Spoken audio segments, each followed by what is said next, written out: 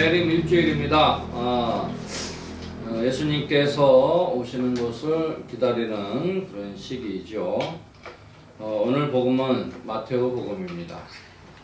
오늘 이 복음을 보면 사람의 아들이 재림할 때 어떤 상황이 될 것인가를 예수께서 알려주고 계시죠. 그러니까 노아 때 그 비유를 듭니다. 노아가 막 산에다가 배를 만들죠. 그러니까 그 당시에 보면은 완전히 좀 이렇게 머리가 어떻게 된 사람이라고 생각을 하는 거죠. 배를 산에다가 만들고 있으니 노아는 일단 홍수가 날 것을 알고 그걸 미리 준비하는 건데 사람들은 아무도 그걸 모르고 야, 저 사람 머리가 어떻게 됐구나 이런 생각을 하는 것이죠.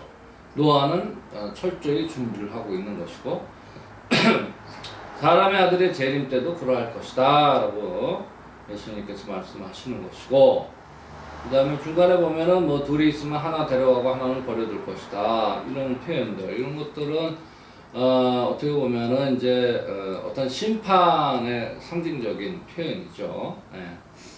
그리고 예수께서 오늘 아주 중점적으로 이렇게 방점을 두고 말씀하시는 것은 깨어 있어라, 그리고 준비하고 있어라 이 말씀입니다. 그러면서 이제 도둑에 대한 비유도 들죠. 도둑이 언제 들어올지 알면은 도둑이 집으로 뚫고 들어오는 것을 그냥 내버려두지 않고 막을 것이지 않느냐. 근데 모른다, 이게 언제 올지 모른다. 그러니까 우리 가톨릭 교회의 그 카톨릭시즘은 이렇게 무슨 사이비 종교처럼 허무맹랑하지 않다. 굉장히 이성적이고 합리적이고 준비하라는 예수께서 그런 생각들을 갖고 계신 거죠. 그러면 이제 예수도 여기 이제 사람의 아들 이렇게 이제 표현이 되듯이 사람으로서 그 당시에 그 유대 문화 안에서 사셨고 또 성모님과 요셉 성인의 그 가정 교육을 받고 그 문화의 교육을 받은 분이에요. 그래서 그 문화의 교육받은 수준은 아주 이성적이고 합리적이고 또 그렇기 때문에 준비를 철저히 하는 그런 어떤 행동 양식을 교육받았고 그렇게 사셨다라는 걸 우리가 알 수 있다라는 거예요.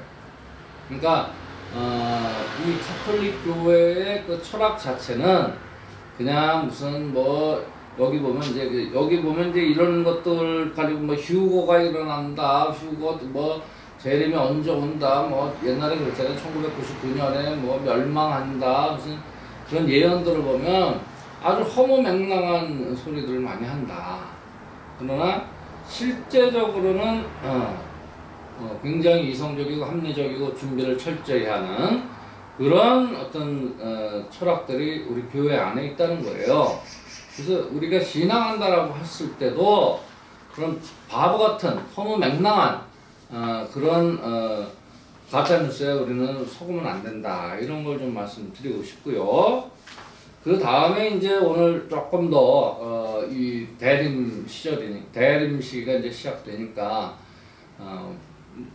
이 복음과도 또 맞죠. 대림 기다리는 거 아니에요? 예, 기다리는 겁니다.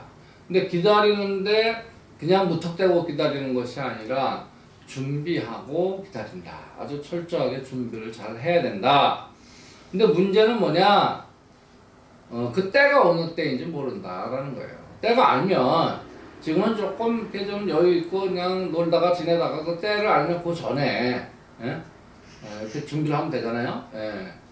여러분들 뭐 다 그렇게 하는 거 아니에요? 뭐 24시간 7days 7일 동안 막 준비하진 않습니다. 우리가 뭔가 있을 때 뭐 시험을 본다든지 아니면 그 학생들 가르칠 교환이라든지 이런 걸 뭐 365일 준비하는 게 아니죠. 이제 그 강의할 날짜가 가까이 오면 여유를 갖고 막 한두 주일 전에 준비하거나 이런 거죠. 때를 알면 그렇게 할 수 있어요. 그러나 때를 모르면 어떻게 해야 되냐? 항시 준비 상태가 돼 있어야 된다라는 겁니다. 자, 근데 그 항시 준비 상태라는 것도 뭐 여러 가지 이제 상황이 있겠죠.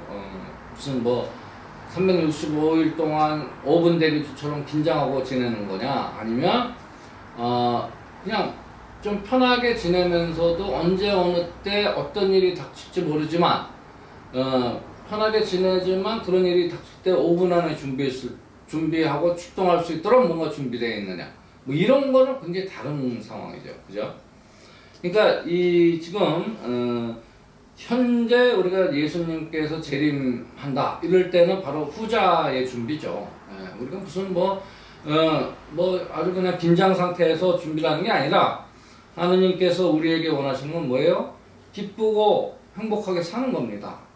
기쁘고 행복하게 살면 되는 거예요, 사실은. 그 기쁘고 행복하게 살면서 언제든지 나는 갈 준비가 돼 있다. 이 상태가 되어야 진정한 신앙인이 될 수 있다라는 것이죠. 그러나 여기 보면요, 이제 뭐 이제 심판에 비유된 거 보면 두 사람이 있으면 하나는 데려가고 하나는 버려둘 것이다 이러는데 데려갈 사람들은 지금 말씀드린 것처럼 그냥 기쁘고 행복하게 살면 되는 거예요. 하느님 뜻에 맞게. 그게 아주 준비를 잘 하는 겁니다. 근데 여기 이제 버려둘 사람은 뭘까요? 그렇지 못한 사람들이에요. 그런 사람들은 어떻게 보면 우리 현실에서 지금 굉장히 자기만 알고 욕심스럽게 또 권력을 쥔 사람들, 정치적 권력이든 어떤 금권이든 간에 그런 어떤 파워를 갖고 있으면서 갑질을 하는 사람들, 주변의 공동체 그 구성원들을 전혀 생각하지 않는 사람들, 또 자기가 책임을 갖고 있는데 책임지지 않는 사람들, 이런 사람들을 이야기하는 것이죠. 그런 사람들은 그렇게 살다가 재림 때가 됐을 때, 심판 날이 됐을 때 전혀 준비가 안 된 사람들이다라는 겁니다. 여러분들 지금 얼마나 12구 참 더러 많은 유가족들의 슬픔에 잠겨 있습니다. 그런데 지금 뭐 언론도 그렇고 별로 소개가 안 돼. 그냥 이름도 밝히지 말라. 이름 밝히는 걸 뭐 2차 가해다, 뭐 이상한 말들을 지금 하면서 정말 진짜 2차 가해를 하고 있죠. 그래서 얼마 전에 그 민변에서 그래도 가족들 몇 번 모시고 뭐 기자회견도 하고 했어요. 그래서 이제 국정조사도 한다고 그랬는데 이게 벌써 너무 늦죠. 그나마 이제 다행인데 뭐 국정조사를 하는데 그럼 조사를 대상이 누구냐 뭐 말들이 많고 조사 기간도 좀 짧고 그래요. 그러나 그래도 조사를 한다니 좀 다행이고, 그때 정말 책임자들을 찾아서 처벌을 하는 것이 진정한 추모고 또 그나마 가족들에게 위안이 될 거라는 생각이 듭니다. 또 그 외에 얼마나 지금 많은 일들이 벌어지고 있습니까? 소위 말해서 이제 검찰 공화국이 돼가지고 없는 죄도 지금 만들어내는 중 아니에요? 이게 참 심각합니다. 이게 그게 한두 번이 아니에요. 그 전부터 지금 그렇게 해온 사람들이 많고 거기에 희생당한 사람들이 많아요. 여러분들 아시다시피 초대 여성 총리셨던 한명숙 총리도 억울하게 옥살이를 2년 동안 했다는 것으로 지금 알려지고 있잖아요. 그 외에 많습니다. 서울시 공무원이었던 탈북민, 착하게 서울시 공무원으로서 일하던 사람을 검사가 증거 조작을 통해서 간첩으로 만들었잖아요. 그러나 그게 밝혀졌어요. 증거를 조작했다. 검사가 중국에 가서 중국 공안이 발행해주는 그 출입국 증거를 사무소, 그러니까 공문서 위조를 한 거죠. 그래가지고 그걸 증거로 대고 사람을 엮어놓으려고 한 거 밝혀졌단 말이에요. 그래서 그 사람은 풀려 나왔어요, 무죄로. 근데 그 증거 조작을 한 검사를 지금 대통령실에 취직했단 말이야. 이런 바보 같은 일을 지금 하고 있는 정권이다. 이게 참 한심한 나라 아니에요. 하루빨리 이 정권은 국민들에게 사죄하고 빨리 내려오는 것이 정답이다. 이런 생각이 듭니다. 참 우리 교회도 글쎄 또 얼마 전에는 뭡니까 대전교구 신부님이 올바른 기도를 하고 그랬는데 또 만평 하나 올린 걸 갖고 중정지를 당했어요. 또 성공의 신부님 한 분하고 같이 또 이게 거꾸로 세상이 돌아가는 거 아니에요? 예. 이거 문제가 있어요 지금. 뭐 이렇게 그러니까 주교님들이 그런 뭐 눈치를 보는 건지 이게 참 알다가도 모를 일이에요. 예. 그 만평을 만평으로 봐야지 그걸 가지고 참 그런 징계를 한다는 것은 참 이게 받아들이기 어려운 상황 아닌가 이런 생각이 들어요. 많은 신자들이 그렇게 생각할 것이라고 봅니다. 자, 오늘 대림 첫 번째 주입니다. 대림 1주인데 우리가 예수님 오는 그 날을 기다리면서 우리 마음가짐도 좀 깨끗이 하고 또 예수께서 오실 때 정말 우리 마음이 예수님과 진짜 눈을 똑바로 마주 보이면서 아주 기쁜 마음으로 맞이할 수 있는 그런 상태로 준비를 해야 되겠다. 여러분들 눈을 똑바로 본다 같이 이거 중요하죠, 그죠? 여러분들 이렇게 뭐 마음이 캥기고 죄가 있으면 눈을 똑바로 못 봅니다, 그죠? 예. 그러니까 이 눈을 마주치고 이렇게 아이 컨택하면서 서로 웃으면서 이렇게 맞이할 수 있도록 그런 준비를 해야 된다. 물론 우리가 아무리 준비를 해도 인간 존재 자체가 불완전하기 때문에 완전히 깨끗할 수는 없어요, 사실은. 그러니까 불완전이라는 단어 자체가 죄인이다라는 뜻이야, 사실은. 또 불완전이라는 단어 자체가 또 행복하지 않다는 뜻이다. 우린 그런 존재다라는 거예요. 그걸 인정해야 됩니다. 인정할 때 또 우리 주변에서 일어나는 여러 가지 것들을 받아들일 수 있다. 또 이 불완전한 존재의 특징은 끝이 있다라는 거야. 한계가 있다. 끝이 있다. 또 인간 존재 모든 생물들이 죽는다. 이런 것을 우리가 이제 받아들이는 거예요. 불완전하니까 이렇게 끝이 있구나. 이 우주 만물 창조된 피조물은 완전하신 하느님 한 분이 창조하신 것이기 때문에 분명히 불완전하다는 것이고 그 불완전한 모든 존재는 변하고 한계가 있고 끝이 있고 죽는다라는 것. 이것을 우리가 온전히 받아들일 때 우리 마음 상태도 이렇게 좀 안정된 상태에서 여러 가지 우리 주변에서 일어나는 일들을 담담히 평안한 마음으로 받아들일 수 있다라는 겁니다.